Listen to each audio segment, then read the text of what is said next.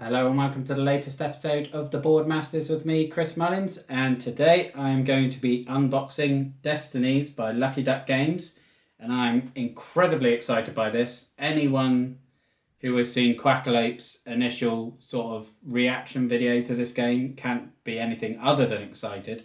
I'm going to link to that down below because it's an amazing video. But this one is I think of it almost like my first Kickstarter.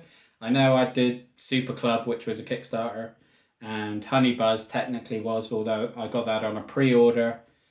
And I guess Tainted Grail obviously was a Kickstarter way back, but I got that again as a pre-order. Whereas this one was kind of the first that I pledged for and have waited for, and it kind of feels like the start of the cavalcade of games that I'm due to receive over the next 6 to 12 months. Delays pending, of course, so I am incredibly excited to dive into this. So let's do it. And this is going to be the playmat, and it's basically going to be the first proper playmat that I will have had. Let's see which way up does it go. Is it that way?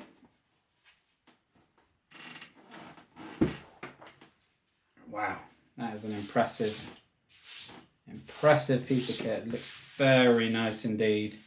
Love the artwork on it, very nice subdued colours on there. Going to give the game some incredible table presence straight off. Okay, and then we have some nice metal coins. Gotta love some metal coins. I really like the designs on those. They're really cool. Maybe don't feel quite as substantial as I would like generally from a metal coin. They're kind of like more like pennies than... They don't feel like particularly valuable coins in terms of the monetary value, I guess, within the game. But always nice to have some metal on the table. And then we have the character mats. And again, they're very cool. Will hopefully make tracking the game a bit easier. Obviously a bit more familiar with this style of mat due to like too many bones, etc. But that is the cosmetics bits that all look very nice indeed. So let's get into the meat of the game. And let's open the actual core box first. That seems to be the most logical and best place to start if I can ever get into it. I should go to the knife straight away, to be honest. Every time I do these videos I try and open it by hand and fail miserably.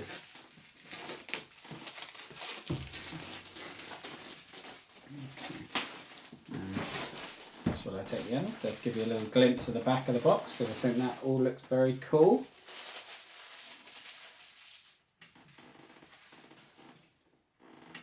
And for those who don't know, Destinies is a competitive, two-player, app-driven narrative RPG, basically. And, you know, a lot of the words in there will turn people off. Like a lot of people turn off straight away with app-driven. Personally, I've got no issues. My main experience with app-driven games is XCOM, which I absolutely love and wouldn't work without the app. I don't think, certainly not as well. And so that doesn't put me off at all on this. And in terms of hugely narrative based games, if you've seen my video, I've talked at length before that coming from video games, I was all about the narrative over the gameplay there. So I'm hoping that will carry over to board games, and so far it has with games like this War of Mine. I absolutely adore that. The only sort of worry I had going into this game was the competitive aspect, but having seen Quackalope's video, I'm fairly confident that's not going to be an issue in this. Okay, so we have the rulebook. And again, from Quackalope's video, he highlights that the game is relatively light. I have watched the Rodney Smith Watch It Played for the game, which again I can link down below, and it looks relatively simple thanks to the app. Seems to tell you everything, and that's reflected in the notebook really. I mean, it's 12 pages, and yeah, 2 of those are the components and the introduction and whatnot, so it's not certainly as heavy as I've unboxed Jaws of the Lion and Black Plague, and I've unboxed Tainted Grail, but that was going to go up on today, but I bumped this forward instead. But we have some flavour text, so let me read that. The prophets speak of the angel of death and his descent upon the earth to bring forth the end of days. There will be omens heralding his arrival, they say. Divine punishments shall be brought upon the sinners, and with them, one by one, the seals of the apocalypse will be broken. But while famine, pestilence, and war scourge the land, there will still be hope. The chosen few, their fates intertwined with heaven's designs, will be given power to shape these ordeals and bring unto others both punishment and salvation. Their deeds will be the testament to the will and strength of the mortal. As pests devour the fruit and the grain, as the plague lays low the noble and the poor alike, as the holy maiden brings the flame of war to her enemies, the angel of death watches and judges all. May he deem those destined souls worthy, for if not, all shall burn. And that is a lovely intro. I like the sound of that. Okay, now I love a game that has a plastic lid to keep everything on board. And now we have the actual player boards, which obviously not really going to have much need for, but they are very good quality anyway, even if you didn't have the player mats. So I think this goes retail early June. It's interesting that you have 3, given it's a 2-player competitive game. Although I know one of the expansions expands it to 2v2, but even so, I wouldn't expect to have 3 boards. But yeah, if you're getting it retail, if this is the standard of the basic retail components, then you'll be nothing to complain about there. These feel very quick. Very quick, very thick quality cardboard. And then we have some minis. Oh, is that a broken one? Oh no! We have a broken mini. I just have to do a bit of gluing. It's only a wing. That's a shame. But he looks very, very cool with his scorpion tails and his big stick. Doesn't look like a spear or anything, but I'm sure he will look excellent once he is repaired. So as tradition, pop them up here. Okay, and then we've got some very cute little ones. We have like an angel, almost like an angel / mermaid character there, bearing sword and shield. And then these ones are super cute and little. So we've got werewolves. What on earth is that thing? Is that, oh, someone holding like a chalice above their heads. The detail on it is very, very good. But yeah, they are dinky. So if you're a fan of big miniatures, this is not the game for you in that regard. They are so cute. Okay, another little lid. I like a game that has a lot of lids to keep everything organised. So these are the wooden tokens. I'm guessing you use these to track your sort of stats through there. I don't see anything in there. And then you'll roll die to determine sort of how successful your stat checks are. Okay, let's delve into these cards.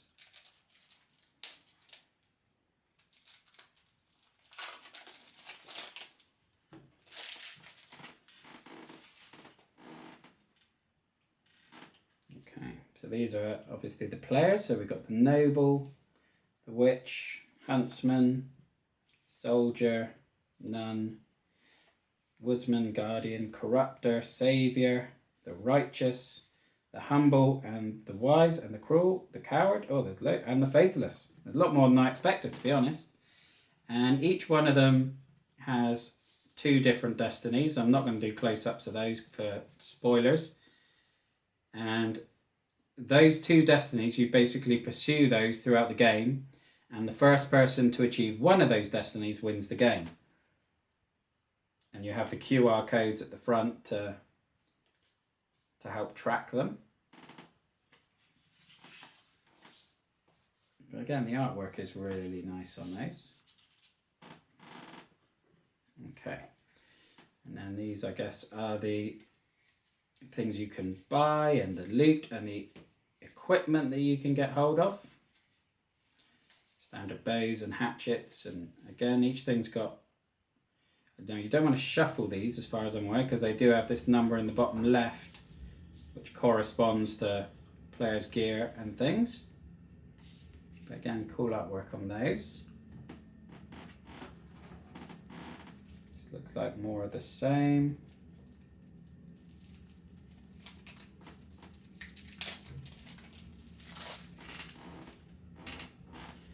Yeah, so lots more loot. Oh, higher value loot. Crossbows, will enemies. Oh, so this might be loot that you actually get from killing enemies. A stallion.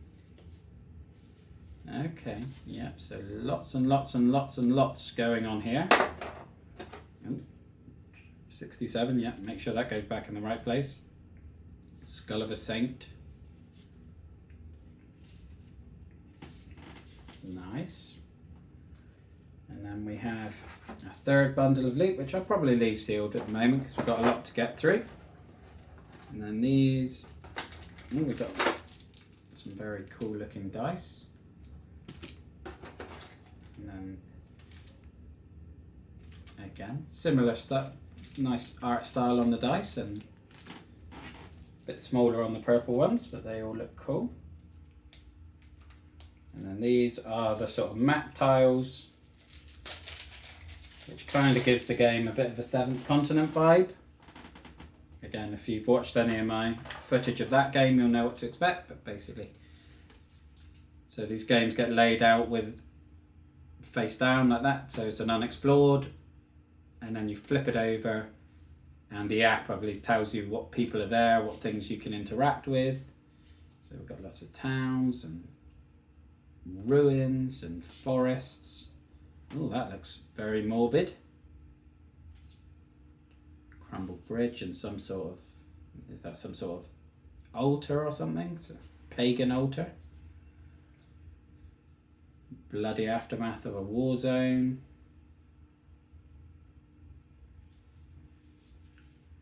And again, I mean, you can just see based on the number of map tiles that they're, oh, a burning cathedral. Another bloody battlefield. So there's what, 67 map cards in the base game there. Again, looking awesome.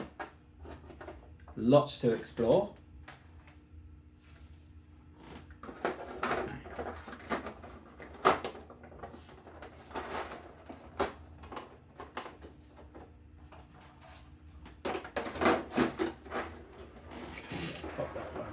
Aside for just a minute, and then we have Bound by Fate. So this is the expansion to turn it into a 2v2, and again, I'm not sure how that would play out, because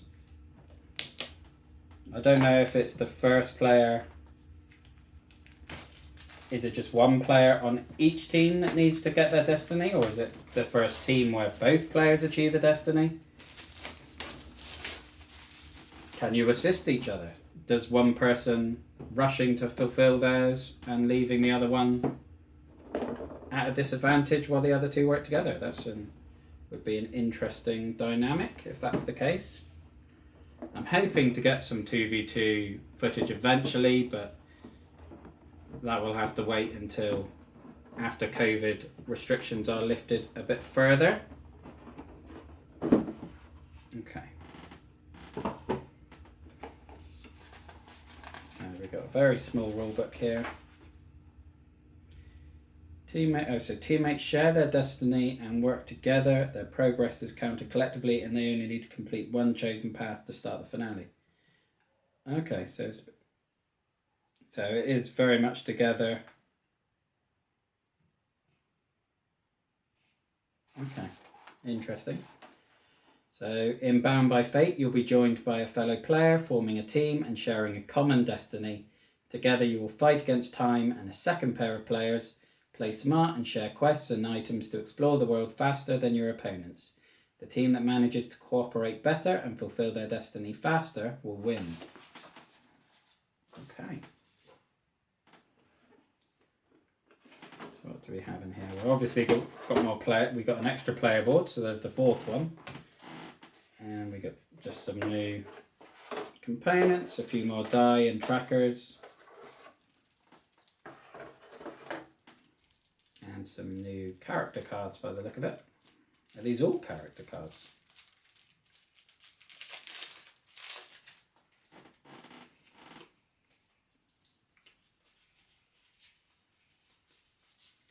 Wow.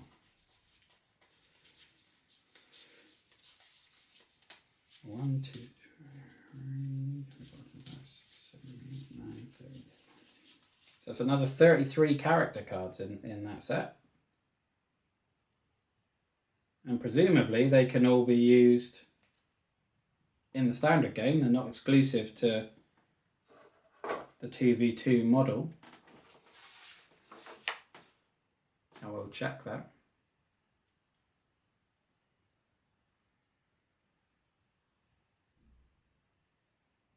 Okay, looks that way. That's a huge amount of variability and replayability there. 33 extra characters who obviously all have 2 different destinies.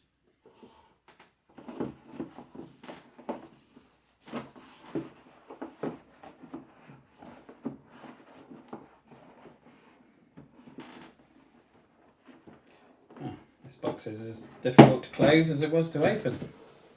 There we go. Myth and Folklore. So this one was the free expansion as part of the Kickstarter campaign.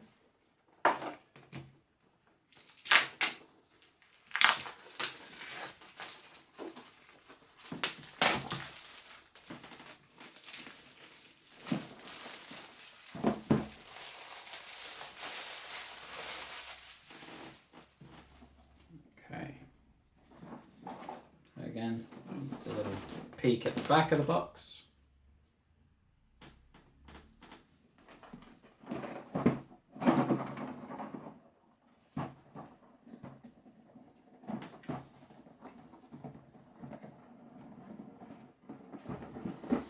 That was a bit easier, that one.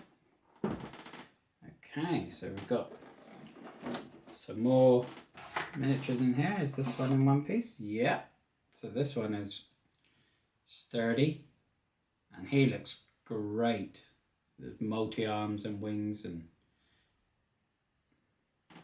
I assume his sword is supposed to be broken. I'm hoping that isn't. Oh no, yeah. Sadly, that is another broken one. I'm not having much luck with these big ones. Hopefully it is just an easy glue job, because I don't have any experience whatsoever of repairing minis, but we shall see. Now this one is a traditional mermaid.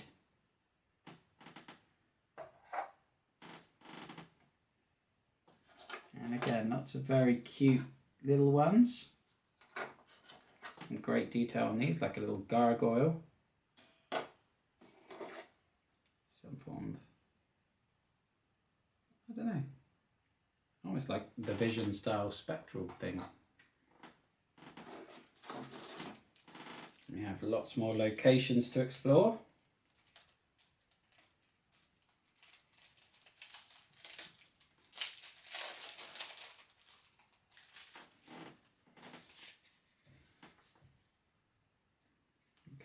So that's been destroyed with some interesting to find out what that crystal is.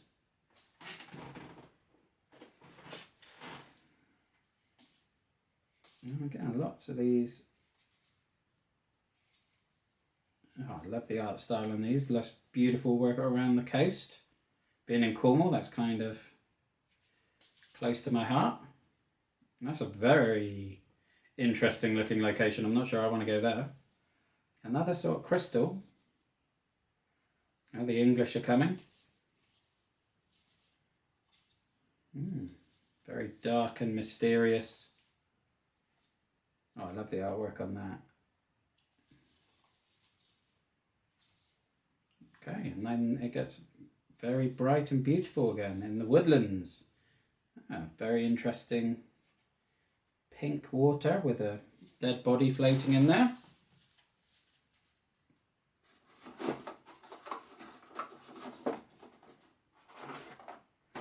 And we've got yet more characters.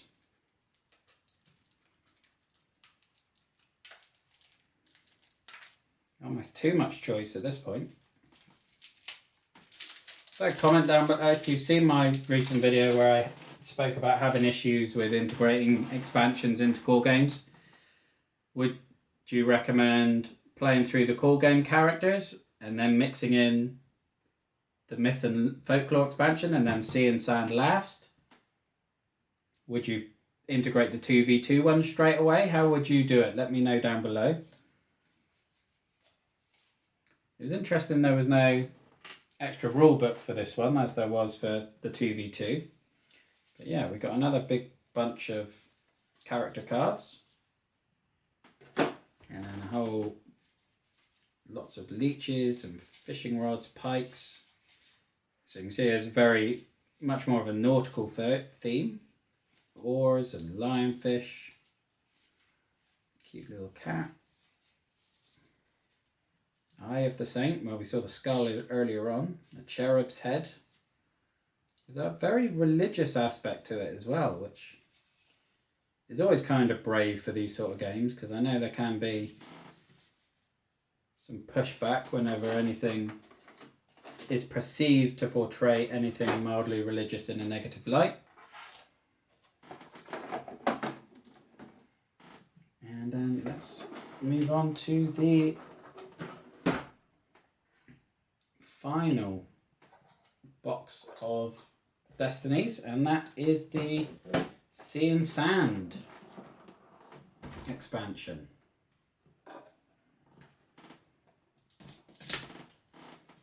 Okay. Let's flip around, give you a look at the front now.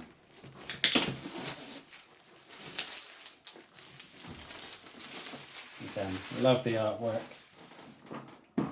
Box art.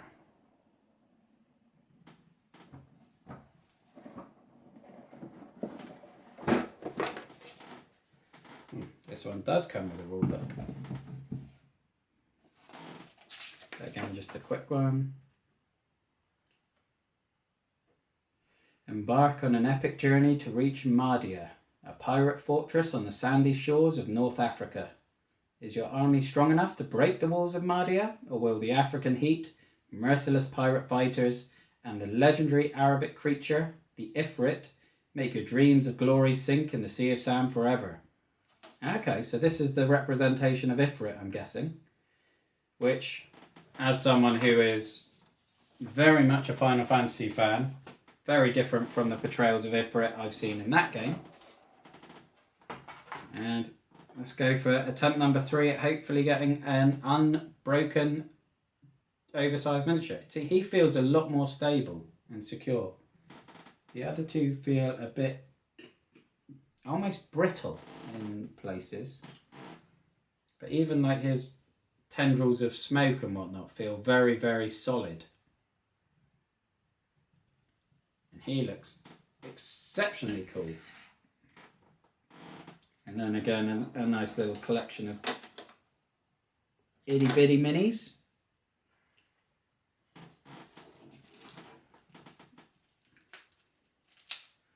And then we know the routine for these. We're going to have some yet more character cards.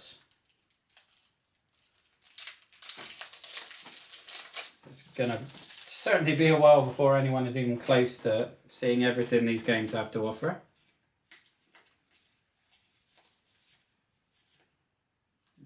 So, okay. And then Saracen armor, camels. It's nice to see a different sort of theme in terms of, well, certainly new for me. Coming from computer games, I guess the only experience of a sort of North African theme that I've had so far is probably Assassin's Creed Origins, which was absolutely gorgeous. Speaking of that, we have an Assassin's Dagger straight away. A carpet, hopefully flying, we'll see. Genie in a bottle. Who knows? Obviously, I'm new enough to board gaming that I just haven't. It may well be that I just haven't come across an African themed board game yet. Giant Scorpion. But so comment down below if there's any recommendations. But I am very excited by that expansion. And also comment down below with some recommendations on how best to repair these two other big minis, because is it just standard glue? Should I be looking at some sort of specialist glue for that? Because I genuinely have no experience and no knowledge of how to do it at all. But that is everything in the Destinies all-in pledge. I cannot wait to get this played. I'm really hoping to get a gameplay video tomorrow with Stace that I can then upload on Friday. But I'm going to leave this here because that is basically everything. So look after yourself, stay safe, and have a good one. Thank you for watching. Bye bye now.